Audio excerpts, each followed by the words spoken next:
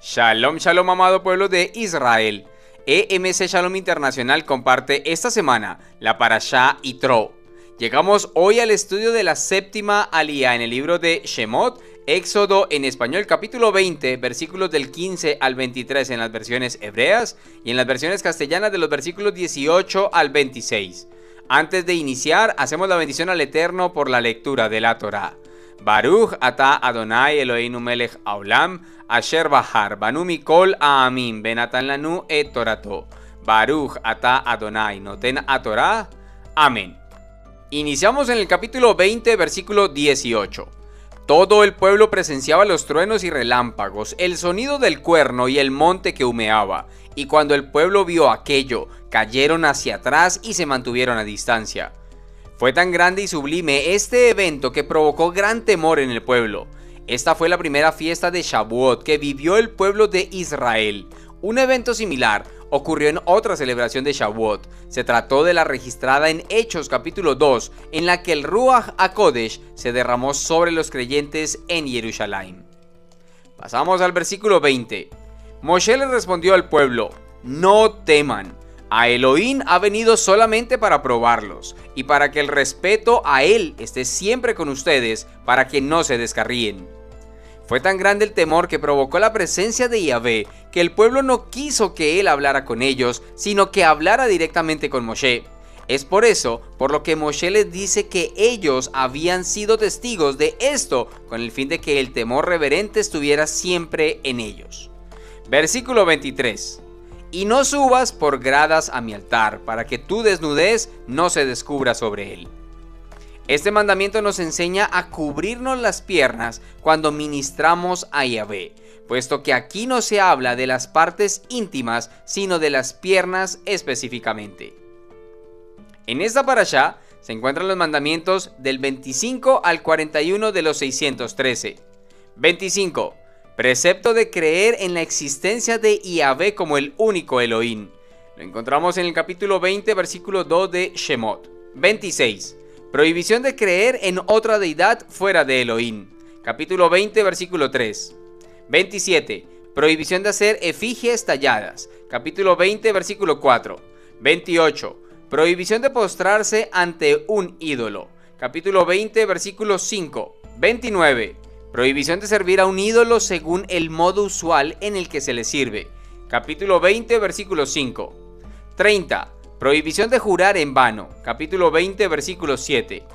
31. Precepto de consagrar el Shabbat con palabras. Capítulo 20, versículo 8. 32. Prohibición de hacer labores en Shabbat. Capítulo 20, versículo 10. 33. Precepto de honrar al padre y la madre. Capítulo 20, versículo 12. 34. Prohibición de matar a un ser humano. Capítulo 20, versículo 13. 35. Prohibición de cometer adulterio. Capítulo 20, versículo 13 en las versiones hebreas y en las castellanas en el versículo 14. 36. Prohibición de secuestrar a un ser humano. Capítulo 20, versículo 13, versiones hebreas, versículo 15, versiones castellanas. 37. Prohibición de dar falso testimonio. Capítulo 20, versículo 13, versiones hebreas, versículo 16 en las versiones castellanas. 38. Prohibición de codiciar lo que pertenece a otra persona. Capítulo 20, versículo 14, versiones hebreas, 17 en las versiones castellanas. 39. Prohibición de hacer figuras, incluso para ornamentar. Capítulo 20, versículo 20, versiones hebreas, 23 versiones castellanas. 40. Prohibición de construir un altar de piedra con instrumentos de metal. Capítulo 20, versículo 22, versiones hebreas, versículo 25, versiones castellanas. 41. Prohibición de ascender en gradas al altar. Capítulo 20, versículo 23, versiones hebreas y en el versículo 26 en las versiones castellanas. Veamos a continuación un fragmento tomado del blog Miguel Sánchez Ávila, publicado en el 2011. El cual ha sido adaptado a los conceptos de las raíces hebreas y que muestra la relación exegética del pacto matrimonial hebreo de manera profética. La boda hebrea, un acto profético. Gocémonos y alegrémonos, démosle la gloria, porque el momento ha llegado para la boda del Cordero, y su novia se ha preparado a sí misma. Lino fino resplandeciente y limpio se le ha dado para vestir. Lino fino son las obras justas de los Kadoshim de Yahvé. Israel, el Malach me dijo, escribe, qué benditos son aquellos que han sido invitados al banquete de bodas del Cordero. Entonces añadió, estas son las propias palabras de Yahvé. Apocalipsis capítulo 19 versículos 7 al 9. Las costumbres matrimoniales en el Israel antiguo consistían en dos etapas. Primero, el kedushim, desposorio o compromiso. Segundo, el casamiento. Es bien sabido que en Oriente los padres de un joven eran los que elegían la novia.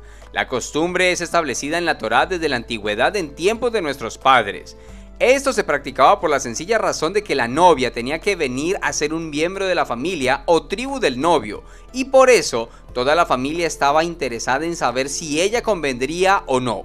Hay evidencia de que al menos el hijo o la hija debían ser consultados.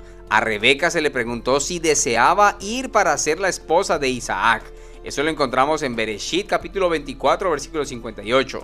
Este tipo de costumbre se ha venido cambiando, aún después del cautiverio de Babilonia, dándole la oportunidad al joven de elegir por sí mismo a su novia. Era natural en el Israel del primer siglo que los varones fueran los que buscaran su novia personalmente y no la joven al varón.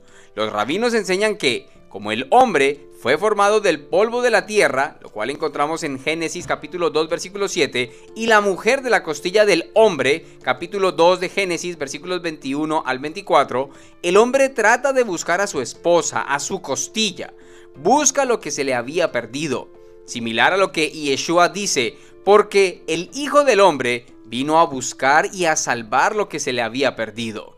Esto lo encontramos en Lucas capítulo 19 versículo 10. Esto lo aclara la forma puntual en Mateo capítulo 15 versículo 24. No he sido enviado sino a las ovejas perdidas de la casa de Israel. El joven varón tenía que tener suficientes medios para dar una dote matrimonial, la cual podía ser dinero, joyas o una propiedad. Cuando el varón tiene la dote, se inician las negociaciones por la novia. El padre del varón llama a un hombre que actúa como agente para él y su hijo. Este agente es el amigo del novio. Juan capítulo 3 versículo 29. Yohanan el Inmersor era tipología del amigo del novio de Yeshua, el agente que por medio del Tevilá, de Teshuvá por agua, estaba preparando un pueblo dispuesto a Yahvé. Este agente debía estar perfectamente informado sobre la dote que el joven podía pagar por su novia. De la misma manera, el padre de la novia debía llamar a su agente. En el momento en el que los agentes de las dos partes se encontraban, se llevaban a cabo las negociaciones formalmente. Debían consentir en la mano de la joven y ponerse de acuerdo sobre la cantidad de la dote que el joven debía pagar por la novia. Esto de los agentes o amigos del novio se practicaba mucho en la historia y la cultura hebrea. Servían como mediadores de las parejas e inclusive en las fiestas de bodas llevaban presentes a la pareja y le servían. Estos testigos garantizaban que tanto el novio como la novia habían cumplido con lo ofrecido en el compromiso.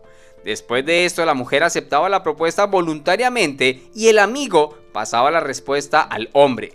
Hoy en día, la mujer pasa por un tevilá, es decir, un baño ritual, para así entrar bajo la autoridad del novio. Como lo vemos en Shemot capítulo 19 versículo 10. El evento es anunciado con un toque de shofar. Capítulo 19 versículo 16 de Shemot. La novia sale de su casa al encuentro del novio, como lo vemos en el versículo 17. El novio sale de su lugar para ir al encuentro de la novia. Versículo 18. Los dos entran en el primer paso del pacto matrimonial hebreo llamado Kiddushim, que significa santificaciones. Cuando los dos se santifican, se consagran y se apartan el uno para el otro. En este momento se puede decir que se encuentran atados el uno al otro. Es por esto que este paso también es llamado erusim, del verbo araz y atar. Estos amigos del novio son tipologías del gobierno de la Kaal de Israel, que está puesto por Yahvé para preparar a su pueblo para el encuentro con su rey y salvador, el Mashiach. Rab Shaul dice en 2 de Corintios capítulo 11 versículo 2: Pues os celo con celo de Dios, porque os desposé con un solo marido para presentaros como una virgen para el Mesías. El desposorio. Los desposorios, Kiddushim, son considerados como un pacto. Entre los antiguos hebreos, los desposorios constituían un pacto hablado. El profeta Ezequiel presenta a Elohim como casándose con Jerusalén, como está escrito en Ezequiel capítulo 16, versículo 8. Otra vez pasé cerca de ti y te miré, y he aquí que tu tiempo era tiempo de amores, y extendí mi manto sobre ti, y cubrí tu desnudez, y te di juramento, y entré en pacto contigo, dice Adonai y Yahvé, y viniste a ser mía. Después del exilio de Israel, los desposorios incluían un documento escrito o ketubá, que significa compromiso matrimonial, el cual era firmado. Esto nos enseña que la primera ketubá correspondió a las 2 tablas de piedra dadas al pueblo en el Sinaí. La ceremonia se realizaba de la siguiente manera. Las familias de los novios se reunían, a veces incluyendo algunas otras personas como testigos, representando cada familia de la pareja, amigos de los novios. Se le presentaba la ketubá o contrato de compromiso que contenía la Torá, el sagrado contrato de matrimonio entre Yahvé e Israel. En esta Torá estaban los beneficios y obligaciones que tenían tanto la novia como el novio. Así se ilustra la unión espiritual de Israel con Yahvé en el momento en el que Moshe lleva al pueblo, a la novia, a encontrarse con su marido Yahvé en el Sinaí. Tehilim, Salmo capítulo 68 versículos 7 y 8. Se firmaba este documento y el novio le daba a la novia un anillo de oro o en su defecto un objeto de valor. Con esto él decía: mira que con este anillo tú estás reservada para mí, conforme a la ley de Moshe y de Israel. Para la Keilah, este anillo está representado en las tablas que el novio entregó como normas del compromiso y parámetros a seguir y vivir en este matrimonio. Yeshua así lo estableció. Juan capítulo 14 versículo 15 dice: si me amáis, guardaréis mis mandamientos. Se sellaba este compromiso en el momento en el que ambos tomaban la copa de vino como sello del pacto, la representación de la sangre que se derramaba para sellar los pactos, y que nos recuerda el momento en la última cena, la cena de la preparación un día antes de Pesaj, en el que Yeshua hace pacto con los discípulos que se convertirían en sus emisarios. Mateo capítulo 26 versículos 27 y 28, Marcos capítulo 14 versículos 22 al 25 y Lucas capítulo 22 versículos 18 al 20. Esto dice Shemot capítulo 24 versículos 4 al 8. Y escribió Moisés todas las palabras de Yahvé, y levantándose temprano de mañana, construyó al pie del monte un altar y 12 grandes piedras, conforme a las 12 tribus de Israel. Y envió a los jóvenes de los hijos de Israel, los cuales ofrecieron holocaustos e hicieron sacrificios de becerros, ofrendas de paz a Yahvé.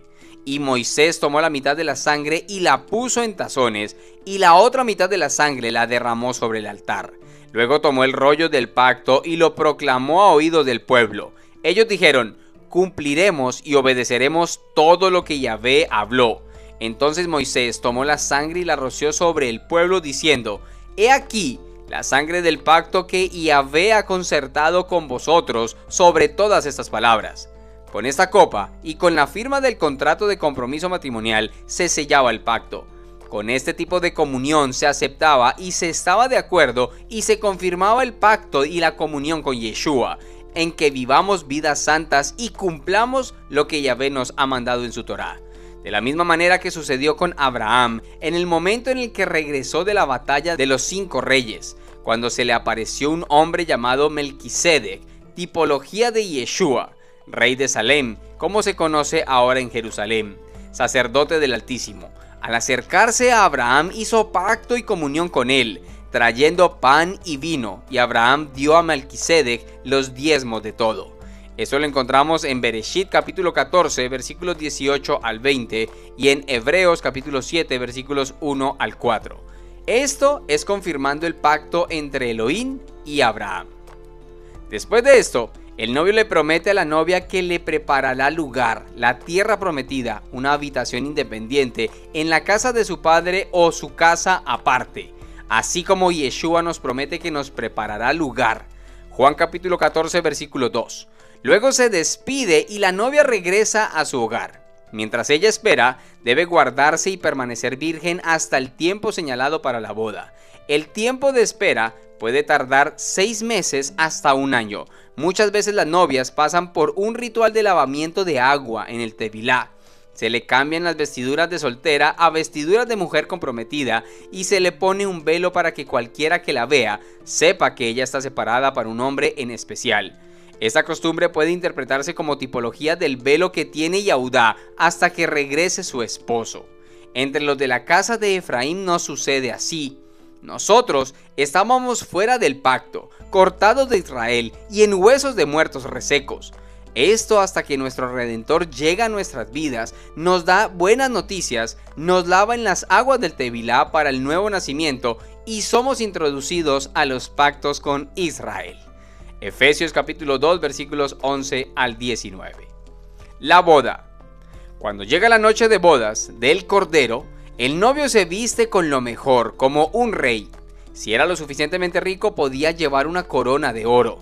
De otra manera, llevaba unas guirnaldas de flores recién cortadas. El vestido del novio era perfumado con incienso y mirra. Su cinto era de seda de brillantes colores y sus sandalias estaban cuidadosamente adornadas con listones.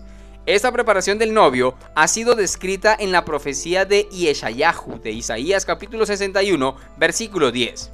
Con sumo gozo me regocijaré en Yahvé.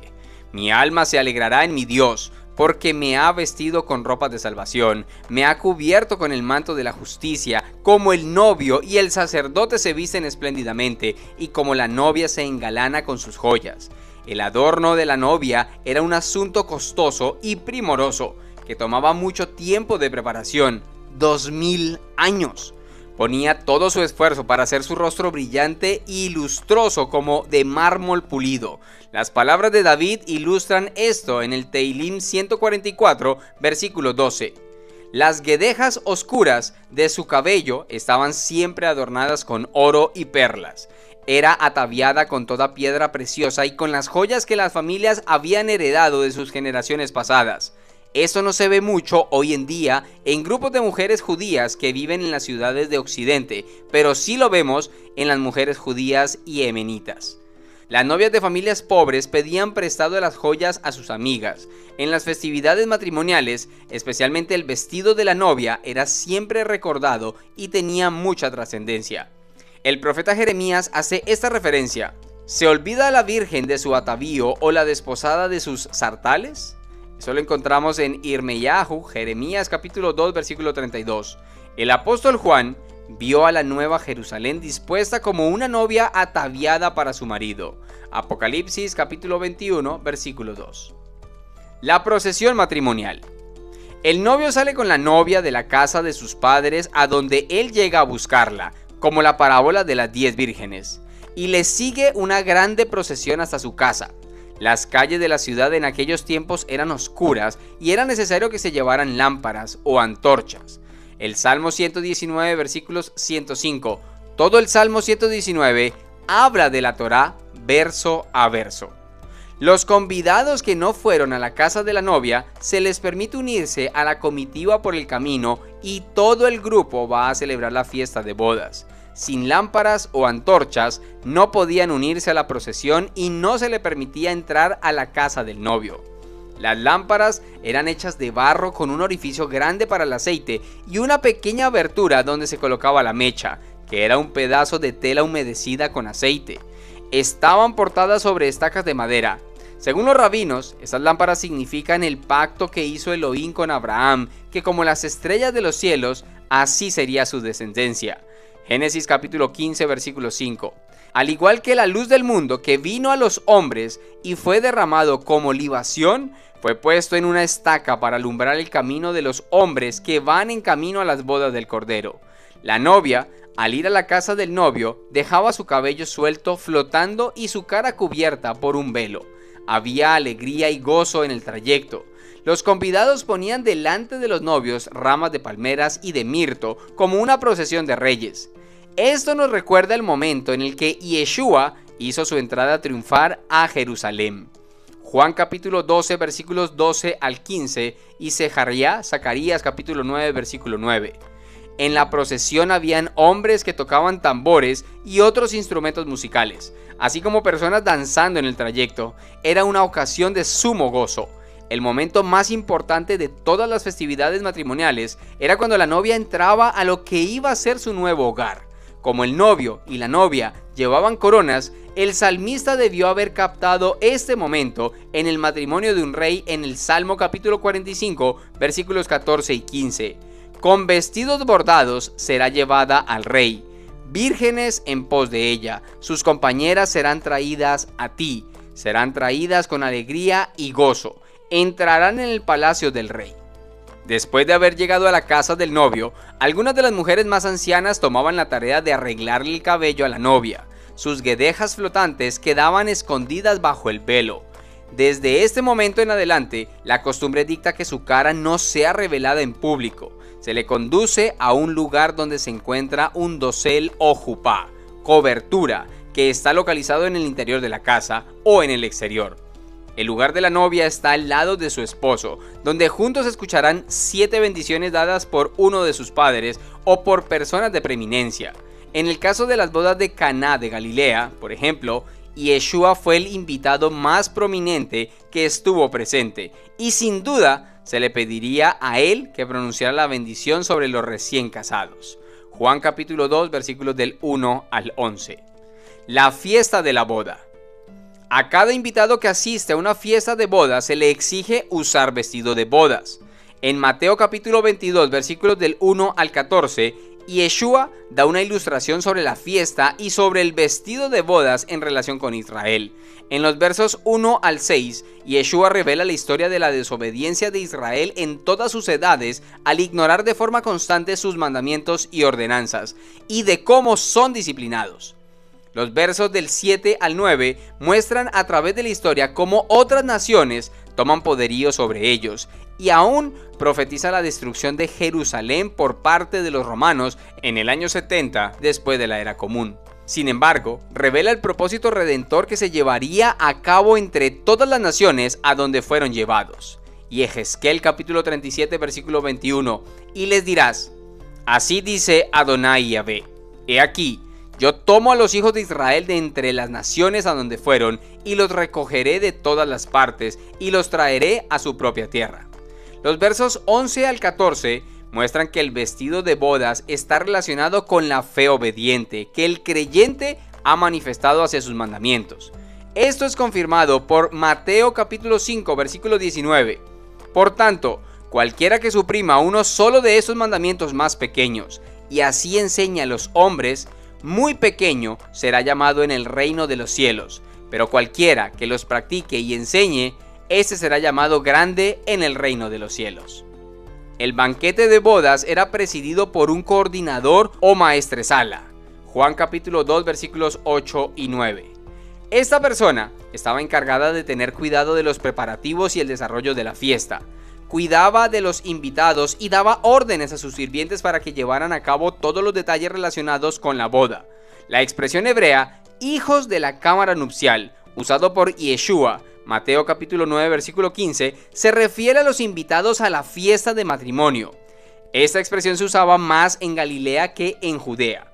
El maestresala daba gracias por la comida y pronunciaba la bendición en los momentos señalados. También bendecían al Eterno por el fruto de la vid, el vino. Durante la comida prevalecía la jovialidad y se esperaba que los invitados exaltaran a la novia. No había ceremonia religiosa en la fiesta, solamente se hacían las bendiciones de los parientes y amigos. La bendición de los agentes de la boda de Ruth y Boz es un buen ejemplo. Lo encontramos en Ruth capítulo 4 versículo 11. Y todos los pueblos que estaban en la puerta, juntamente con los ancianos, dijeron: testigos somos, y Yahvé te conceda que la mujer que va a entrar a tu casa sea como Raquel y como Lea, las cuales edificaron la casa de Israel, y te hagas fuerte en Efrata, y tu nombre sea famoso en Betlehem. Después se terminaba la fiesta. Los ahora esposos eran conducidos a un apartamento llamado Tálamo para estar en intimidad. Las fiestas matrimoniales duraban una semana, como dura aún entre los ortodoxos guardadores de Torá, de la misma manera que las fiestas de Sukkot de tabernáculos, llamada también la fiesta de las bodas. Shoftim, Jueces, capítulo 14, versículo 17. Los días de celebración de la pareja duraban un mes completo, 30 días. Cuando nuestro Mashiach Yeshua regrese en un Yom Teruah y se produzca nuestro encuentro con él en las nubes, seremos recogidos todos los que asistiremos a tan preciosa y esperada boda, y sea entonces establecido su reino aquí en la tierra, y él se siente en el mismo lugar donde se sentó su padre David. El que lea, que entienda. La relación de Elohim con Israel. Primero, Dios se encuentra con Israel en el Sinaí y hace pacto de unión espiritual con él. Shemot capítulo 19 versículos 8 al 17. Segundo, Israel ratifica el pacto. Moshe escribe la ley del pacto y levanta un altar con 12 columnas que representa a las tribus. Se hacen holocaustos y con la sangre de los animales sacrificados se rocía al pueblo. La sangre del pacto. Shemot capítulo 24 versículos del 4 al 8. Tercero, pero Israel rompe el pacto con Yahvé al ir tras la idolatría y Elohim se divorcia de ellos. Irmeyah, capítulo 31, versículo 32, capítulo 2, versículos 1 al 11, capítulo 3, versículo 1. Cuarto, sin embargo, dice el profeta Oseas, capítulo 1, versículos 10 y 11. De todos modos, el pueblo de Israel será en números tanto como los granos de la arena en el mar, que no pueden ser medidos ni contados. Así que el tiempo vendrá cuando en vez de ser dicho, tú no eres mi pueblo, será dicho a ellos, ustedes son los hijos del Elohim viviente. Entonces los hijos de Yehudá y los hijos de Israel serán recogidos juntos. Ellos nombrarán por sí mismo un jefe, y ellos saldrán de la tierra, porque ese será un gran día, el día de Israel. Contrato matrimonial, la Torá. Precio que se paga por el rescate de los esparcidos y expatriados de Israel, su vida, su sangre. Hechos capítulo 20 versículo 28, Primera de Pedro capítulo 1 versículos 18 y 19, Apocalipsis capítulo 1 versículos 5 y 6, capítulo 5 versículo 9, Primera de Corintios capítulo 6 versículos 20 y capítulo 7 versículo 23. Gracias al Eterno, ahora cesamos de nuestras actividades para concentrarnos en nuestro Abacadosh. Les deseamos un feliz y bendecido día de descanso y conocimiento de nuestro Rey Celestial. En el nombre poderoso que es sobre cualquier otro nombre, el de nuestro Adón, Yeshua HaMashiach, Melech de Israel. Amén. Shabbat Shalom, familia.